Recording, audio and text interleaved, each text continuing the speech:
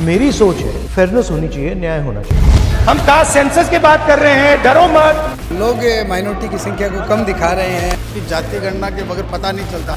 सुन लीजिए, नरेंद्र मोदी जाति जनगणना नहीं कर सकते। So the choice in my view is not between caste census and no caste census. The choice is between transparency and extreme levels of violence and social disorder.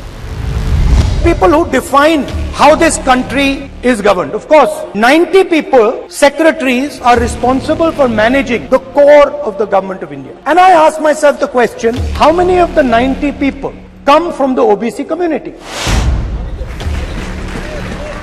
And I was shocked and shattered by the answer. आज Delhi police की भर्ती निकाल रखी है तो उसमें 27% OBC का कोटा है और वो मात्र 5.5% दे रहे हैं। ये कहाँ का न्याय है? मैं कास्ट सेंसस को, जाति जनगणना को एक्सरे कहता हूँ। हर व्यक्ति को वोट देने का, अपने देश को चलाने का अधिकार दिया गया। आज हिंदुस्तान के सामने सबसे बड़ा सवाल, हिंदुस्तान का धन किस प्रकार बांटा जा रहा है, कितना धन किसको मिल रहा है। हम कहते हैं, जनरली कहते हैं कि अदानी जी मोनोपोली है, इतना पैसा है, मगर उसको किसी ने क्वांटिफाई नहीं किया। जनरली लोग जानते हैं कि हिंदुस्तान में तकरीबन 50% पिछड़े लोग, तकरीबन 15% दलित, तकरीबन 12% आदिवासी। सवाल यह है, इस देश के धन में से इनको कितना मिलता है। तकरीबन 80% आबादी हिंदुस्तान की पिछड़े, दलित और आदिवासियों में से है। इनमें से देश को चलाने में इनकी कितनी भागीदारी। मैंने सवाल उठाया, नेशनल सरकार में जो IAS ऑफिसर्स हैं 90 में से 3 लोग पिछड़े वर्ग के। 35,000 करोड़ रुपए फसल बीमा योजना के लिए जाता है।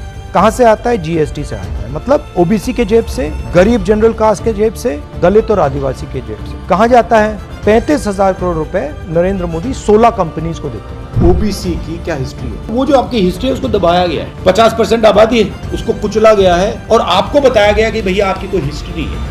दलित अपने आप को दलित कहते हैं, सवर्ण अपने आप को सवर्ण कहते हैं, द्विजा कहते हैं। आपका नाम भी किसी और ने दिया, आपका नाम भी आपका नहीं। तो अगर आपका नाम नहीं है, हिस्ट्री नहीं है, फिर कैसे बैठोगे, कैसे बात करोगे? मैं जाति जनगणना की बात कर रहा हूँ, ये आपकी हिस्ट्री निकालने का पहला कदम। और बीजेपी कहती है भैया इनको इनकी हिस्ट्री मत दो।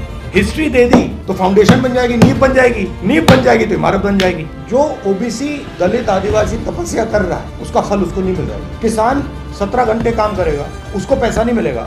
शिक्षा के सिस्टम पर कंट्रोल नहीं होगा तब तक ये शिक्षा का सिस्टम आपका काम नहीं करेगा। और जब वो शिक्षा प्राप्त करेंगे आगे तो उन्हें अपने हथियार के बारे में जानकारी होगी, उनको ये जानकारी होगी कि उनके पास कितना अधिकार है। मुझे लगता है भारत में सभी की तरह उनके पास भी अंतिम हथियार शिक्षा ही है। बीजेपी का तो यही, भारतीय जनता पार्टी का एक ही काम है, लोगों को भिड़ाना, लोगों को लड़वाना।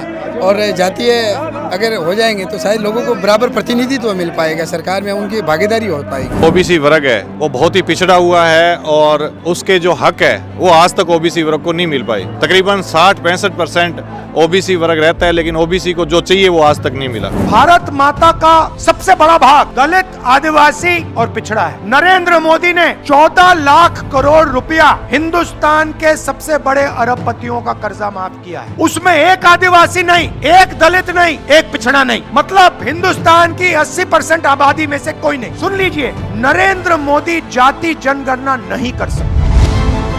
कुछ भी हो जाए, जाति जनगणना राहुल गांधी कर सकता है, कांग्रेस पार्टी कर सकती है। कांग्रेस आएगी तो सबका भला करेगी, गरीब का भी, अमीर का भी। ये सरकारें क्या करती है? कास्ट सेंसस देश के पिछड़े लोगों को, देश के गरीब लोगों को साफ बता देगा कि भैया देखो, पूरा का पूरा फायदा अदानी जी को हो रहा है। मेरी सोच है फेयरनेस होनी चाहिए, न्याय होना चाहिए। तो जितना पैसा नरेंद्र मोदी जी ने अदानी को दिया है, उतना पैसा अगले 10 साल में हमें हिंदुस्तान की गरीब जनता को देना। The vision is social welfare 2.0 and I am at no point saying that there is no space for corporates. Absolutely there is. You have a fundamentally important role to play. But ask yourself the question, how many of your employees are OBCs? How many of your employees are Dalits? How many of your employees are Adivasi? And believe me, they have skills. So you're wasting huge talent in India. You're wasting huge management talent. You're not even seeing the surface of the talent in India. So the choice in my view is not between caste census and no caste census. The choice is between transparency and extreme levels of violence and social disorder.